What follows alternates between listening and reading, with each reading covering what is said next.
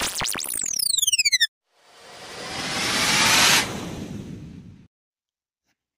Friends and welcome to मेट्रोचेक medical lectures. तर मित्रांनो, तुम्ही ते स्क्रीनवर बघू शकता की आजचा आपला टॉपिक खूप इम्पॉर्टंट आहे आणि without wasting single of minute आपण डायरेक्टली आपल्या टॉपिकला स्टार्ट करणार आहे. आपला टॉपिक काय मित्रांनो? Betterment and retention. ओके, खूप लेट होतोय हा व्हिडिओ मला माहिती आहे, बट काही कामांमुळे बिझी असल्यामुळं हा व्हिडिओ टाकण्यासाठी लेट होतोय. बट व्हिडिओ जरी लेट असेल तरी पण एकदम प्रॉपर इन्फॉर्मेशन आणि विथ प्रूफ इन्फॉर्मेशन तुम्हाला आजच्या व्हिडिओमध्ये भेटणार आहे. ओके, तर भरपूर विद्यार्थ्यांना कॉलेज अलॉट झाले, त्यानंतर सिलेक्शन लेटर डाउनलोड होत नव्हतं, सिलेक्शन लेटरवर पण सोल्युशन भेटले. सिलेक्शन लेटर पण आता सर्व विद्यार्थ्यांचे डाउनलोड होत आहेत. ओके, त्यानंतर आता भरपूर विद्यार्थ्यांना बेटरमेंट करायचे. बेटरमेंट म्हणजे काय की त्यांना आता नेक्स्ट कॉलेजसाठी अप्लाय करायचे. म्हणजे जे कॉलेज अलॉट झालंय तर ते कॉलेज त्यांना आवडलेलं नाहीये किंवा आवडत नाहीये किंवा त्यांच्या घरापासून ते दूर आहे आणि त्यांचे प्लॅनिंग थोडे बेटरमेंटसाठी म्हणजे अजून चांगल्या कॉलेजसाठी त्यांचे प्लॅनिंग आहेत. तर अशा विद्यार्थ्यांना आपण बेटरमेंटमध्ये कन्सिडर करणार. आणि रिटेन्शन म्हणजे काय? तर रिटेन्शन म्हणजे की ज्या विद्यार्थ्यांना ते भेटलेलं कॉलेज आवडलेलं आहे आणि त्यांना ते फिक्स करायचंय तर त्या गोष्टीला आपण रिटेन्शन म्हणणार. ओके, तर बेटरमेंट आणि रिटेन्शन, तर या दोन्ही पण बेटरमेंट आणि रिटेन्शन आणि यासाठी सीईटी सेलने आपल्याला कोणत्या पॉलिसीज दिलेल्या आहेत विथ प्रूफ तुम्हाला सगळं आजच्या व्हिडिओमधून समजणार आहे. त्याच्यामुळे शेवटपर्यंत नक्की बघा हा व्हिडिओ आणि खूप एफर्ट्स घेऊन हा व्हिडिओ मी बनवलेला आहे. थोडा लेट जरी झाला तरी पण प्रॉपर सर्व प्रूफ्स मी फाइंड आउट केलेले आहेत आणि त्यानंतरच हा व्हिडिओ मी अपलोड करतो आहे. ओके, जे रूल्स मागच्या वर्षी होते सेम रूल्स ह्या पण वर्षी आहे. ऑलरेडी मी मागच्या वर्षीचा पण व्हिडिओ अपलोड केलेला आहे, काही विद्यार्थ्यांनी बघितलेला पण असेल. ठीक आहे, ज्या विद्यार्थ्यांनी बघितला नसेल तर त्या विद्यार्थ्यांनी हा व्हिडिओ बघा. लेटेस्ट व्हिडिओ आहे आणि सर्व लेटेस्ट इन्फॉर्मेशन आहे. कुठल्याही प्रकारच्या मागच्या वर्षीपेक्षा नवीन रूल चेंजेस ह्या वर्षी पण झालेले नाहीत. बेटरमेंटचे जे रूल आहेत सेम रूल ह्या वर्षी पण चालू आहेत, याच्यामध्ये कुठल्याही प्रकारचा चेंज नाही. ओके, स्टील रूल जरी ओल्ड असले तरी पण आपले जे स्टुडंट आहेत तर स्टुडंट सगळे न्यू आहेत. तर न्यू स्टुडंटसाठी आपण न्यू व्हिडिओ बनवण्याचा प्रयत्न करतोय. ओके, सगळ्यात पहिले बघू आपण की व्हॉट इज बेटरमेंट. ओके, आता candidate may kindly note that while filling the preference from that MH Nursing CET merit list will be operated from the state merit number 1 onwards in each round of selection. Okay, म्हणजे काय आहे की ज्यावेळेस तुम्ही तुमची preference list भरत असतात तर preference लिस्टमध्ये इथे एक इम्पॉर्टंट लाईन दिलेली 1 onward in each round of selection. Okay, म्हणजे जे आपलं पहिलं कॉलेज आहे पहिले कन्सिडर केलं जातं, नंतर खालचे कॉलेजेस हे कन्सिडर केले जातात. Candidate getting selected in previous round will be consider for the betterment for the subsequent round. Okay, candidate getting selected in previous round will be consider for the betterment for subsequent round. Okay, जे candidate already selected झालेले आहेत. Okay, म्हणजे ज्या विद्यार्थ्यांना college भेटलेलं आहे तर ते जे पर्टिक्युलर स्टुडंट आहेत तर ते पण नेक्स्ट राउंडसाठी बेटरमेंटसाठी कन्सिडर करता येतात किंवा कन्सिडर त्यांना केलं जातं. The betterment herein means a higher preference exercise by the candidate. Okay, म्हणजे काय की जे कॉलेज तुम्हाला अलॉट झाले आणि त्या अलॉट झालेल्या कॉलेजपेक्षा तुम्हाला अजून चांगलं कोणतं तरी कॉलेज पाहिजे तर त्याला आपण काय म्हणतोय? बेटरमेंट असं म्हणतो. The shift in such betterment shall B compulsory and mandatory. Okay, आता हे जे बेटरमेंट आहे तर बेटरमेंट हे फक्त स्टुडंटलाच पाहिजे का? असं नाही. हे सीईटी सेलने तुमच्यासाठी कंपल्सरी ॲज वेल ॲज मॅन्डेटरी पण केलेलं आहे. Expect for those who have field status retention form. Okay, म्हणजे जर तुम्ही इथं याची एक बाजू जर बघितली आपण आणि सेकंड बाजू जर बघितली तर दोन्ही याचा मिनिंग खूप डीप आहे. ओके, इथे काय लिहिलंय? In shift such betterment shall B compulsory and mandatory. Okay, betterment हे तुमच्यासाठी कंपल्सरी आहे आणि मॅन्डेटरी पण आहे. बट कोणासाठी मॅन्डेटरी आहे हे पण त्यांनी दिले. त्याचा आन्सर काय?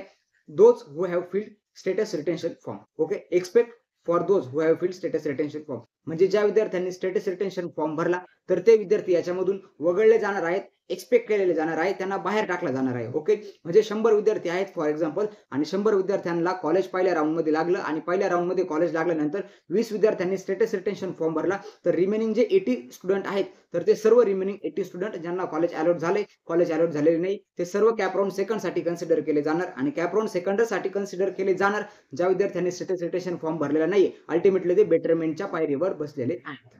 ओके, याच्यामध्ये आय डोंट थिंक आता कोणाला काही डाऊट्स असेल. ओके, बेटरमेंट म्हणजे काय? बेटरमेंटचा अर्थ तुम्ही असा घेऊ नका की मला आता काहीतरी वेगळं पाहिजे. बेटरमेंटचा अर्थ सरळ सोपा एवढाच घ्या की तुम्ही स्टेटस रिटेन्शन फॉर्म भरलेला नाही as per CET cell. Okay, CET सेलनी काय डिफाईन केलं बेटरमेंटला की तुम्ही स्टेटस रिटेन्शन फॉर्म भरलेला नाही, ultimately you are eligible for betterment. Okay, such candidate who had filled status retention form will be considered for subsequent rounds of selection process. Okay, ज्या विद्यार्थ्यांनी हे बघा, such candidate who had fill status retention form will not be consider for any subsequent round. एकदा तुम्ही status retention form भरला, you will be not consider for any subsequent round. Okay, मग तुमच्याकडे बेटरमेंटचा काहीच विषय येत नाही, तुम्ही डायरेक्ट रिटेन कॅटेगरीच्या स्टुडंटमध्ये जाल. ओके, म्हणजे आता तुम्हाला कोणतं पण कॉलेज भेटले, कॉलेजला तुम्हाला जायचं आहे, तुम्हाला बेटरमेंट करायचं आहे. आता बेटरमेंट आपल्या सर्वांच्या ध्यानामध्ये एकच असतं की बेटरमेंट म्हणजे काय, की मला काहीतरी नवीन कॉलेज पाहिजे. ठीक आहे, सध्यापुरती तुम्ही तीच डेफिनेशन तुमच्या डोक्यात ठेवा की नवीन कॉलेज पाहिजे. बट नवीन कॉलेज तुम्हाला कधी भेटणार आहे? तुम्हाला पूर्ण admission process as it is करायची आहे. फक्त तुम्हाला स्टेटस रिटेन्शन फॉर्म द्यायचा नाही. तुम्ही जर स्टेटस रिटेन्शन फॉर्म जर दिला तर तुमची जी काउन्सिलिंग प्रोसेस आहे तर ती रिटेन होणार. रिटेनचा अर्थ असा असतो की टू स्टॉप. ओके, काहीतरी गोष्ट आहे ती स्टॉप करणे किंवा अडून धरणे, त्याला आपण म्हणतो रिटेन्शन. ओके, जसं तुम्ही आता जर नेक्स्ट तुम्ही ज्यावेळेस नर्सिंगमध्ये याल तर तुम्हाला एक इम्पॉर्टंट टर्म ऐकायला भेटेल, युरिनरी रिटेन्शन. म्हणजे काय? युरिनरी रिटेन्शन म्हणजे युरिन थांबून राहणे, that is the urinary retention. आणि सेम इथं status retention form. Status retention form म्हणजे तुमची जी काउन्सिलिंगची प्रोसेस आहे तर ती प्रोसेस रिटेन करून ठेवणे म्हणजे थांबवून ठेवणे, that is the status retention. Okay, म्हणजे एकदा तुम्हाला भेटलेल्या कॉलेजमध्ये तुम्ही जर स्टेटस रिटेन्शन जर भरला तर तुम्ही नेक्स्ट राऊंडसाठी इलिजिबल नाही. तुमचं फक्त लिस्टमध्ये नाव येणार, तुमच्या नावासमोर कंसामध्ये रिटेन नाव येणार. रिटेन म्हणजे काय, की याने ही प्रोसेस स्वतःहून थांबवलेली आहे, भेटलेल्या कॉलेजमध्ये याने ऍडमिशन कन्फर्म केलेलं आहे. ओके, आता समजले सर्वांना की बेटरमेंट म्हणजे काय. बेटरमेंट म्हणजे नेक्स्ट चांगल्या कॉलेजसाठी जाणे. बट कधी जाणे? Without filling status retention form. एकदा तुम्ही स्टेटस रिटेन्शन फॉर्म भरला, तुम्ही बेटरमेंटसाठी नॉट इलिजिबल आहात. ओके, व्हॉट इज बेटरमेंट मध्ये आपल्या दोन डेफिनेशन कन्फर्म झाल्या की बेटरमेंटसाठी कोण इलिजिबल आहेत. तर कोण इलिजिबल आहे? जे विद्यार्थ्यांनी स्टेटस रिटेन्शन फॉर्म भरलेला नाही ते सर्व विद्यार्थी नेक्स्ट राऊंडसाठी इलिजिबल असणार आहेत. ओके, त्यानंतर द लास्ट डेट ऑफ, हे तुम्हाला सर्वांना माहिती की शेड्यूल असतं, शेड्यूलमध्ये लास्ट डेट असते फिजिकल जॉईनिंगची, तुम्हाला त्या दिवसापर्यंत जाणं गरजेचं आहे. आता भरपूर सगळे विद्यार्थी रोज मला प्रायव्हेटली मेसेज करतात, कमेंट्स करतात, कॉल करतात की सर मला XYZ कॉलेज भेटले आणि मला ऑनलाईन तुम्हाला तिथे बेटरमेंट करायचंय. ऑनलाईन बेटरमेंट रिटेन्शन कुठल्याच कॉलेजला होत नाही. तुम्हाला तिथे डायरेक्टली पूर्ण ऍडमिशन प्रोसेस करूनच द्यावी लागते. ओके, तुमचे डॉक्युमेंट व्हेरिफिकेशन होणार, त्यानंतर तुमच्याकडून DD घेतला जाणार, चेक घेतला जाणार, त्यानंतर तुमचे ओरिजिनल डॉक्युमेंट तिथे ठेवून घेतले जाणार. त्यानंतर जी सर्व ऍडमिशन प्रोसेस आहे जी एका नॉर्मल स्टुडंटची आहे तर ती नॉर्मल स्टुडंट सारखी पूर्ण ऍडमिशन प्रोसेस तुमची करून घेतली जाणार. फक्त एकच मेजर डिफरन्स राहणार, तो म्हणजे स्टेटस रिटेन्शन फॉर्म, की तुम्ही तुमची काउन्सिलिंग प्रोसेस ही स्टॉप करत नाहीये, म्हणजे तुम्ही बेटरमेंटसाठी जाणार आहे. आणि तुम्हाला जर कॉलेज जर वाटते की मी इथे 4 वर्ष राहू शकतो, तुम्ही बिनधास्त तिथे तुमचं स्टेटस रिटेन्शन फॉर्म भरा आणि कॉलेजला तिथे कन्फर्म करा. कॉलेज कन्फर्म करणे, स्टेटस रिटेन्शन फॉर्म भरणे आणि बेटरमेंटला जाणे, स्टेटस रिटेन्शन फॉर्म नाही भरणे. ओके, एवढाच एक फॉर्म इम्पॉर्टंट आहे तुमच्यासाठी, स्टेटस रिटेन्शन फॉर्म. भरला म्हणजे प्रोसेस थांबली आणि नाही भरला म्हणजे तुमची प्रोसेस अजून कंटिन्यू आहे. आता नेक्स्ट बघू आपण, हु कॅन डू बेटरमेंट. आता बेटरमेंट कोण करू शकतं? Those who have allot the college in any round. Okay, ज्यांना कॉलेज अलॉट झाले बट त्यांना आवडत नाही, नेक्स्ट राऊंडसाठी जाऊ शकतात. Those who had not fill status retention form. Okay, ज्या विद्यार्थ्यांनी स्टेटस रिटेन्शन फॉर्म भरलेला नाहीये, तुम्ही नेक्स्ट राऊंडसाठी इलिजिबल आहात. त्यानंतर those who had allotted first number of college. आता मला काही विद्यार्थ्यांनी हा पण क्वेश्चन केला की सर मी 10 कॉलेज टाकले होते, मला 1 नंबरचं कॉलेज भेटले, आता मला ते पण कॉलेज आवडत नाही, मला दुसऱ्या कॉलेजसाठी ट्राय करायचे, तुम्ही बेटरमेंट करू शकता का? Yes, you can do betterment. तुम्ही आता बेटर कॉलेजमध्ये जात, स्टील तुम्हाला बेटरमेंट पाहिजे, करू शकता. कारण की तुम्हाला प्रत्येक राऊंडमध्ये नवीन प्रेफरन्स स्ट्रीम किंवा तुम्हाला नवीन प्रेफरन्स फॉर्म जो आहे तर तो ऍड करायचा आहे. आता माझ्याकडे एक स्टुडंट आहे XYZ, गव्हर्नमेंट कॉलेज त्या स्टुडंटला भेटले, बट ते गव्हर्नमेंट कॉलेज त्याच्या घरापासून लांब आहे आणि आता तिचा मूड चेंज आहे की मला आता गव्हर्नमेंट कॉलेज नसेल तरी चालेल, बट मला माझ्या घराशेजारी कॉलेज पाहिजे. आणि त्या विद्यार्थ्याला पर्सेंटाईल पण चांगले आहेत, बट तिने प्रायव्हेट कॉलेजेस टाकले नव्हते. मग तुम्ही नेक्स्ट राऊंडसाठी प्रायव्हेट कॉलेजेस टाका आणि त्या कॉलेजला तुमचा नंबर लागून जाईल. ओके, म्हणजे तुमचं जर तुम्हाला आता फर्स्ट राऊंडमध्ये फर्स्ट प्रेफरन्सला भेटलेलं कॉलेज जरी अलॉट झालेलं असेल, still you are eligible to do betterment. फक्त तुम्हाला नेक्स्ट राऊंडमध्ये तुमची जी प्रेफरन्स लिस्ट आहे तर ती त्या पद्धतीने बनवावी लागणार आहे. त्यानंतर those who had filled only one college and allot the same. Okay, इथे थोडं तुम्हाला अलॉट हा सेम वर्ड दिसत नसेल, तो ब्लॅकमध्ये आलेला नाहीये. ओके, ज्या विद्यार्थ्यांना काय, those who had filled only one college and allot. Okay, ज्या विद्यार्थ्यांनी एकच कॉलेज टाकलं होतं, काही काही विद्यार्थी असतात खूप हुशार असतात, त्यांना वाटतं की नाही आता मी हे कॉलेज खूप गुगलवर सर्च करतात, ठीक आहे, हे कॉलेज त्यांना डायरेक्ट स्वर्ग वाटून जातं की आता मी इथे राहणारच आहे. ओके, मग ते एकच कॉलेज टाकतात आणि एक कॉलेज टाकतात, मग तिथं त्यांना नंतर कळतं की नको, आता हे कॉलेज इथं हॉस्टेल नाही, इथं मिस नाहीये, ऑनलाईन तर वेगळंच होतं, इथं ऍक्च्युअल पिक्चर कॉलेजचं वेगळंच आहे. मग त्यांना वाटतं की आता नाही, इथं माझं जमू शकत नाही, मग आता मी नेक्स्ट राऊंडसाठी जाऊ शकतो का? जाऊ शकता तुम्ही. CET सेलने तुमच्यासाठी सर्व ऑप्शन्स दिलेले आहेत.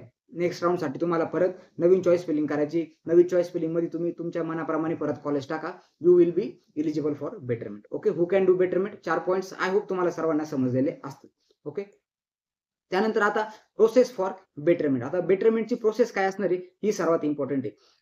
Contact to college regarding the requisition for admission process, document, DD cheque and fees. Okay, जे कॉलेज तुम्हाला अलॉट झाले सर्वात पहिले ते कॉलेजला तुम्हाला कॉन्टॅक्ट करायचं आहे. कॉन्टॅक्ट नंबर तुम्हाला गुगलवर भेटून जाईल. ओके, त्यानंतर ऍडमिशन प्रोसेससाठी काय इम्पॉर्टंट गोष्टी तिथे लागणार आहेत त्या विचारून घ्या. त्याच्यामध्ये तुम्हाला डॉक्युमेंट्स, ओरिजिनल डॉक्युमेंट्स लागणार आहे. परत प्लीज तुम्हाला हात जोडून एक विनंती की परत हा क्वेश्चन विचारू नका की सर आम्हाला ओरिजिनल डॉक्युमेंट्स न्यावेच लागतील का. येस, ओरिजिनल डॉक्युमेंट्स न्यावे लागतील. हा गव्हर्नमेंटचा रूल आहे. तुम्हाला तिथे एका राऊंडसाठी ओरिजिनल डॉक्युमेंट्स ठेवावेच लागतील. ओके, परत हा डाऊट कुणी परत प्लीज रिपीट करू नका. त्यानंतर डीडी चेक. डीडी चेक आता पर्टिक्युलर विद्यार्थी विचारतात की सर मला कितीचं डीडी लागेल, कितीचं चेक लागेल.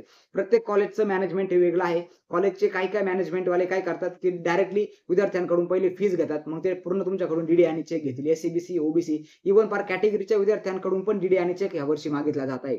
त्यामुळे जे कॉलेज तुम्हाला अलॉट झाले बेटर पडेल तुम्ही डायरेक्ट त्यांच्यासोबतच कॉन्टॅक्ट करा आणि ते जे तुम्हाला गाईडलाईन सांगतील तर त्या गाईडलाईन्स तुम्ही फॉलो करा. ओके, त्यानंतर visit the allot college within the prescribe time. Okay, जे कॉलेज तुम्हाला अलॉट झाले तिथं प्रिस्क्राइब टाइम मध्ये जा. म्हणजे आपली जे फिजिकल जॉईनिंगच्या डेट्स आहेत तर त्या डेट्समध्ये तुम्हाला कॉलेजला जाणं गरजेचंच आहे. त्यानंतर do the all process of admission. Okay, सगळे ऍडमिशनची प्रोसेस करा. सगळ्या ऍडमिशनच्या प्रोसेसमध्ये काय की तुमचे डॉक्युमेंट व्हेरिफिकेशन्स वगैरे होतील. त्यानंतर बाकीच्या जे ऍडमिशन प्रोसेस आहे तर त्या सर्व प्रोसेस तुमच्याकडून होतील. त्यानंतर do not fill the status retention form. जो स्टेटस रिटेन्शन फॉर्म आहे ओके, तुम्हाला आपल्या इन्फॉर्मेशन ब्रोचरमध्ये हा स्टेटस रिटेन्शनचा फॉर्म दिसेल. स्टेटस रिटेन्शनच्या फॉर्म मध्ये दोन वरती एक सेक्शन असतो, खाली एक सेक्शन असतो. एक सेक्शन तुम्हाला फिल करायचा असतो, एक सेक्शन कॉलेज फिल करत असतो. ओके, तर तुम्हाला स्टेटस रिटेन्शन फॉर्म फिल करायचा नाहीये. You will be directly eligible for next round. Okay, एकच गोष्ट ध्यानात ठेवायची, do not fill status retention form. You will be eligible for betterment किंवा नेक्स्ट राऊंड साठी तुम्ही एलिजिबल असणार आहे. तुम्ही बेटरमेंट ह्या वर्ड पेक्षा तुम्ही नेक्स्ट राऊंड साठी एलिजिबल व्हायचंय हा वर्ड ध्यानात ठेवा. ओके, त्यावेळेस तुम्हाला हे सर्व प्रोसेस समजणार आहे. समजलं आता की प्रोसेस ऑफ बेटरमेंट काय किंवा नेक्स्ट राऊंड मध्ये एलिजिबल होण्याची प्रोसेस काय, तर do not fill status retention form. त्यानंतर आता इथे एक इम्पॉर्टंट नोटीस आहे बघा, इन्फॉर्मेशन ब्रोचर मध्ये 8 नंबरचं पेज आहे. काही जणांना हे इरिटेट जर वाटत असेल तर तुम्ही परत तुम्ही जा आपल्या इन्फॉर्मेशन ब्रोचर मध्ये 8 नंबरच्या पेज मध्ये तुम्हाला भेटून जाईल. Okay, it is made clear that even if a candidate to whom a seat has been allotted in first CAP round or any further CAP round. Okay, first CAP round मध्ये किंवा second किंवा third मध्ये कुठल्या पण cap round मध्ये ज्यावेळेस तुम्हाला एक सीट अलॉट होणार आहे want a betterment of his or her choice. Okay, आणि तुम्हाला जर बेटरमेंट जर पाहिजे असेल such candidate must initially accept the allotment. Okay, firstly तुम्हाला जे कॉलेज अलॉट झाले तर तुम्हाला ते कॉलेज पहिले ऍक्सेप्ट करावं लागणार की मला हे कॉलेज भेटले and join the college by completing the necessary formalities as per set by the rules. Okay, आणि तुम्हाला तिथल्या ज्या जॉईनिंगच्या ज्या फॅसिलिटी किंवा ज्या फॉर्मॅलिटीज आहेत म्हणजे ऍडमिशनच्या ज्या फॉर्मॅलिटीज आहेत तर त्या सर्व ऍडमिशनच्या किंवा जॉईनिंगच्या फॅसिलिटीज पूर्ण कराव्या लागणार आहे. इथं मी परत तुम्हाला दाखवतो की do the all process of admission. कुठल्या पण कॉलेजमध्ये कुठल्या पण राऊंड मध्ये तुम्हाला जे कॉलेज अलॉट होईल तर तुम्हाला ते सर्व ऍडमिशनची प्रोसेस इथं करायची आहे आणि याचंही तुम्हाला इथे प्रूफ पण इथे दिलेलं आहे की काय करायचंय. Initially accept the allotment. College allot झाले ऍक्सेप्ट करा आणि तिथल्या ज्या सर्व गोष्टी आहेत तर त्या सर्व गोष्टी पहिले क्लिअर करा. जी ऍडमिशनची प्रोसेस आहे तर त्या ऍडमिशनची प्रोसेसला इनिशिएट करा. फक्त स्टेटस रिटेन्शन फॉर्म भरू नका. Okay, set by the rules filling with such candidates. Okay, आणि जे कॅन्डिडेट हे करणार नाही, जे कॅन्डिडेटला वाटतंय की नाही बेटरमेंटची प्रोसेस काहीतरी वेगळीच आहे आणि कॉलेज मला काहीतरी खोटं सांगतंय, माझ्याकडून ऍडमिशनची प्रोसेस करून घेते, filling with such candidate will not eligible for further CAP rounds. आणि जे कॅन्डिडेट्स ऍक्सेप्ट करणार नाही अलॉटमेंट, कॉलेजला जॉईन करणार नाही, ते बेटरमेंट करू शकणार नाही, नेक्स्ट राऊंड साठी एलिजिबल असू शकणार नाही. ओके, याचं इथं तुम्हाला प्रूफ भेटलं. आय होप तुम्हाला आता समजलं असेल. आता next, after concluding the first round for further after concluding the first round for further rounds, candidate who has been allotted a seat in earlier round. Okay, ज्या विद्यार्थ्यांना earlier round मध्ये आधीच्या round मध्ये सीट्स भेटली and joined the course and not filled status retention. Okay, आणि त्यांनी कोर्सला तिथे join केले म्हणजे कॉलेजला जॉईन केले बट त्यांनी स्टेटस रिटेन्शन फॉर्म भरलाय का, नाही भरलाय. स्टेटस रिटेन्शन फॉर्म नाही भरला. Also the candidate who have been allotted any seat will be eligible for further rounds. Okay, असे जे कॅन्डिडेट्स आहेत ज्यांनी स्टेटस रिटेन्शन फॉर्म भरलेला नाहीये तर ते कॅन्डिडेट्स इथे नेक्स्ट राउंड साठी एलिजिबल आहेत. Okay, provided he or she feels a fresh preference from for that particular round. आणि तुम्हाला प्रत्येक पर्टिक्युलर राउंड साठी काय करायचंय की नवीन प्रेफरन्स राउंड किंवा प्रत्येक राउंड साठी तुम्हाला नवीन चॉईस फिलिंग करायचं आहे. In subsequent rounds betterments will be given to the candidate who had already allotted the seat. Okay, त्या विद्यार्थ्याला पण बेटरमेंट दिली जाईल ज्यांनी नवीन प्रेफरन्स फॉर्म नेक्स्ट राउंड मध्ये भरलेला आहे, फक्त ज्यांनी रिटेन्शन फॉर्म भरलेला नाही. After selection in any round if candidate fail to join the college he or she will be ineligible for subsequent admission process. CET cell सुद्धा हे परत रिपीट करते की after selection in any round if candidate fail to join the college. Okay, दिलेल्या prescribe पिरियडमध्ये तुम्ही जर college join केलं नाही तर तुम्ही डायरेक्टली तुमची जी प्रोसेस आहे तर त्यासाठी इनएलिजिबल असणार आहे. ओके, प्रत्येक आता ही जी नोटीस आहे 13.15 याच्यामध्ये काय दिलंय की तुम्हाला प्रत्येक राऊंडसाठी नवीन चॉईस फिलिंग करायची आणि चॉईस फिलिंग तुम्ही कधी करू शकणार आहे ज्यावेळेस तुम्ही स्टेटस रिटेन्शन फॉर्म भरणार नाही. एकदा तुम्ही स्टेटस रिटेन्शन फॉर्म भरला तुम्ही डायरेक्टली काउन्सिलिंगच्या प्रोसेसमधून बाहेर आहे. जोपर्यंत तुम्ही स्टेटस रिटेन्शन फॉर्म भरत नाही तुम्ही काउन्सिलिंग प्रोसेसमध्ये टिकून आहात. तुम्ही प्रत्येक राऊंडसाठी नवीन फ्रेश चॉईस फिलिंग करू शकता. त्यानंतर it is necessary to do separate choice filling for each CAP round. प्रत्येक कॅप राऊंडसाठी तुम्हाला नवीन चॉईस फिलिंग करणं गरजेचंच आहे का? येस, प्रत्येक कॅप राऊंडसाठी तुम्हाला नवीन चॉईस फिलिंग करणं गरजेचंच आहे.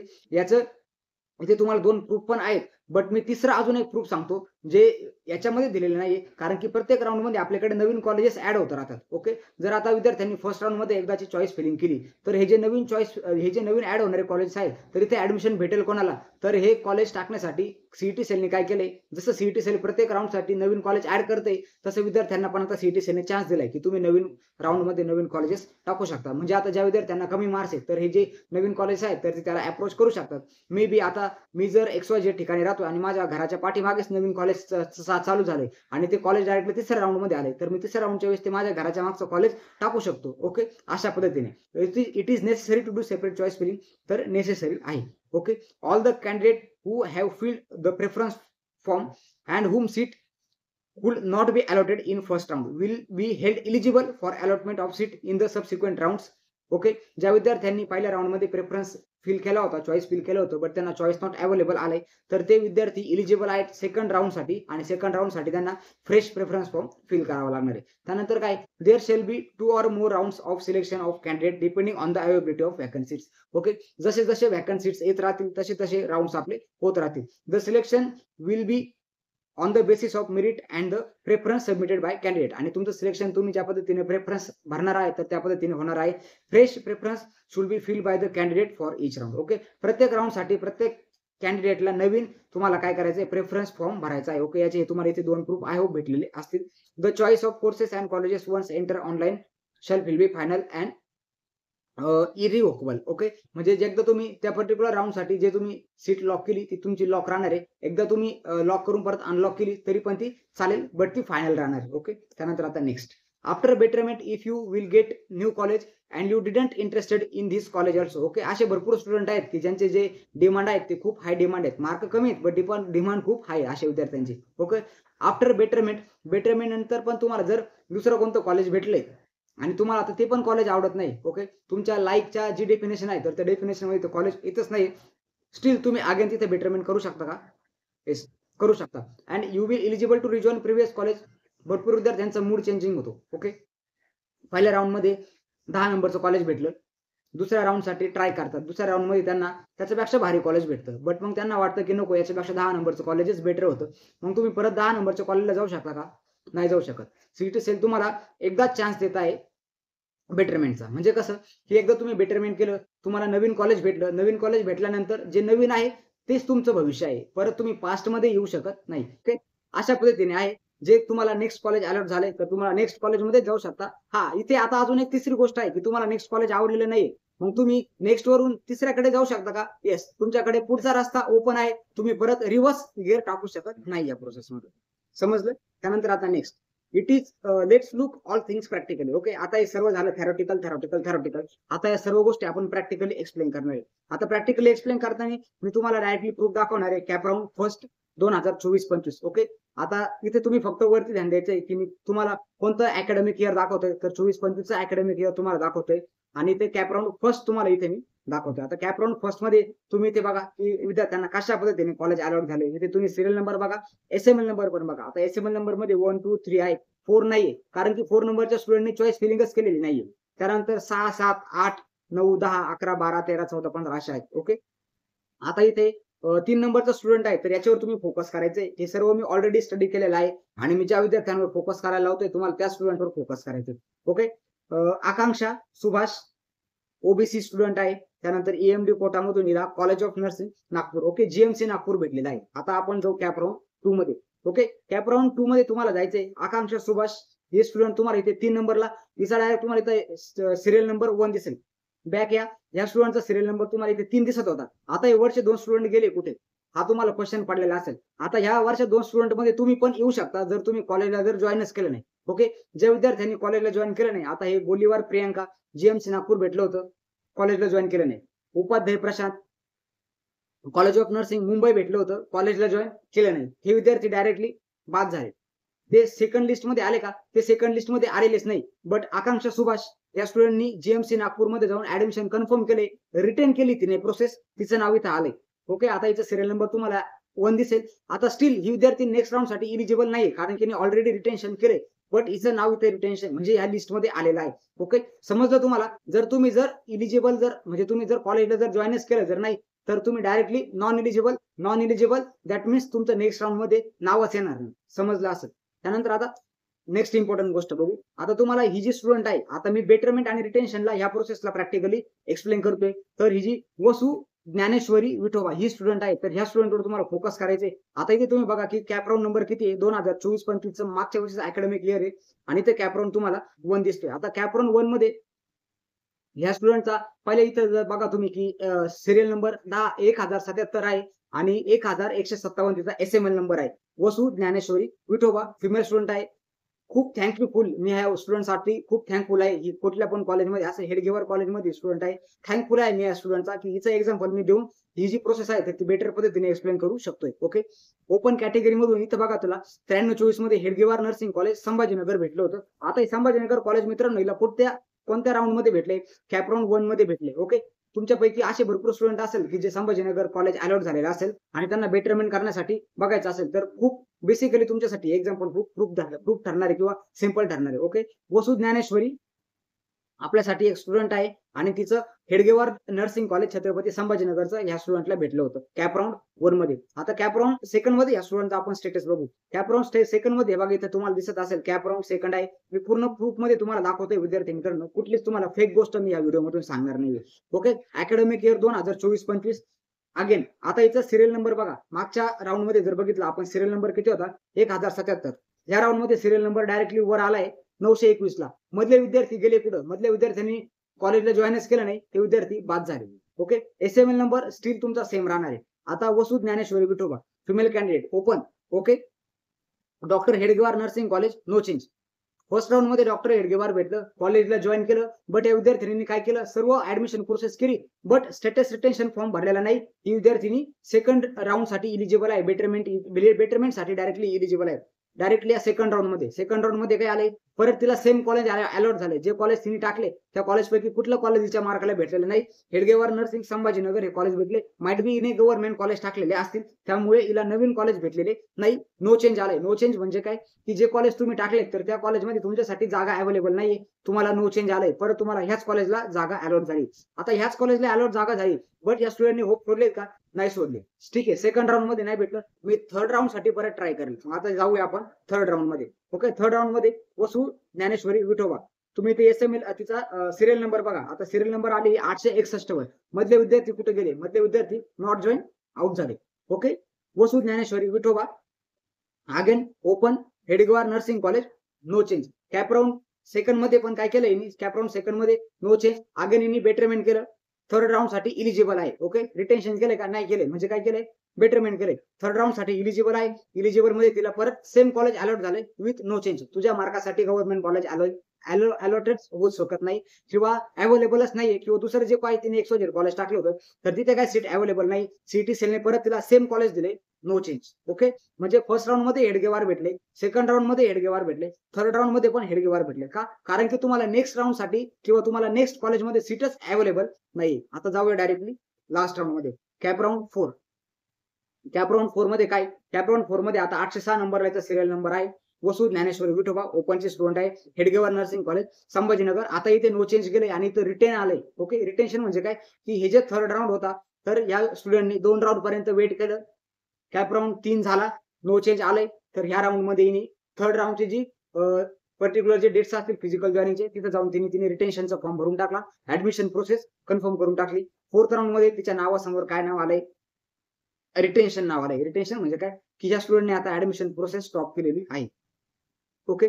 तर अशा पद्धतीने आहे मित्रांनो आपली बेटरमेंट आणि रिटेन्शन प्रोसेस. तर मी तुम्हाला लाईव्ह एक्झाम्पल देऊन सांगायचं ट्राय केलंय की कशा पद्धतीने तुम्ही या सर्व गोष्टी आहेत तर त्या गोष्टीसाठी जाऊ शकता. आता बेटरमेंट आणि रिटेन्शन याच्या व्यतिरिक्त किंवा याच्यामध्ये जर अजून जर काही जर तुम्हाला डाऊट जर असतील तर आपलं कमेंट बॉक्स तुम्हाला ओपन आहे. फक्त एवढं ध्यानात ठेवा की तुम्हाला बेटरमेंटसाठी जायचंय सिंगल लाईनमध्ये. आजचा एवढा जो व्हिडिओ आहे तर व्हिडिओचा निष्कर्ष मी तुम्हाला एकाच लाईनमध्ये सांगतोय. बेटरमेंट म्हणजे नो रिटेन्शन फॉर्म. ओके. पूर्ण प्रोसेस तुम्हाला करायची आहे. फक्त तुम्हाला रिटेन्शन फॉर्म भरायचा नाहीये. जोपर्यंत तुम्ही रिटेन्शन फॉर्म भरत नाही, तुम्ही नेक्स्ट राउंडसाठी इलिजिबल आहे. नेक्स्ट राउंडसाठी तुम्ही कॉलेज टाकत राहा. सिटी सेल तुम्हाला कॉलेज देण्याचा प्रयत्न करत राहील. बट एकदा तुम्ही रिटेन्शन फॉर्म भरला, you will be not eligible for subsequent rounds. हे सिटी सेलने 1000 वेळेस त्यांच्या इन्फॉर्मेशन ब्रोचरमध्ये एक्सप्लेन केले. स्टील याच्यामध्ये आता काही जर डाऊट जर असतील तर तुम्ही आपल्या कमेंट बॉक्समध्ये विचारा. फक्त डॉक्युमेंट सर ओरिजिनल द्यावे लागतील का? हा डाऊट कुणीच विचारू नका. कारण की तुम्हाला ते करावंच लागणार आहे. डॉक्युमेंट, डीडी, फीस हे तुम्हाला बेटरमेंट करा, रिटेन्शन करा, कॉलेजला जॉईन करायचंय. हलक्या हाती जाऊन तिथे जमणार नाही. मोकळे हात घेऊन जायचं नाहीये. तुम्हाला तिथे ओरिजिनल डॉक्युमेंट द्यायचे आहेत. होपफुली कॉलेज तुम्हाला नेक्स्ट राउंडमध्ये जर नेक्स्ट कॉलेज जर अलॉट जर झालं तर तुम्हाला आधीच्या अलॉट झालेल्या कॉलेजमधून ते डॉक्युमेंट रिटर्न घ्यावे लागतील. डीडी रिटर्न घ्यावं लागेल. मग तुम्ही नेक्स्ट राउंडसाठी जाऊ शकता. नेक्स्ट कॉलेजमध्ये तुम्ही जाऊन तुमची ऍडमिशन प्रोसेस करू शकता. तर आय होप तुम्हाला आता समजलं असेल. मित्रांनो, खूप एफर्ट्स घेऊन एक नाव सर्च करून मी ते स्टुडंट शोधलेले आहे. तिचे सर्व एक्झाम्पल तुम्हाला देण्याचा प्रयत्न केलाय. तर आय होप तुम्हाला व्हिडिओ समजला असेल आणि जर व्हिडिओची इन्फॉर्मेशन जर आवडली असेल तर व्हिडिओला एक लाईक नक्की करा आणि आपल्या चॅनलला सबस्क्राईब करा. कारण की अशीच ऑफिशियल इन्फॉर्मेशन तुम्हाला आपल्या चॅनलवर मिळत राहणार आहे. Okay friends, thank you. मिळूया आपल्या नेक्स्ट प्रोसेसमध्ये. स्टील डेट.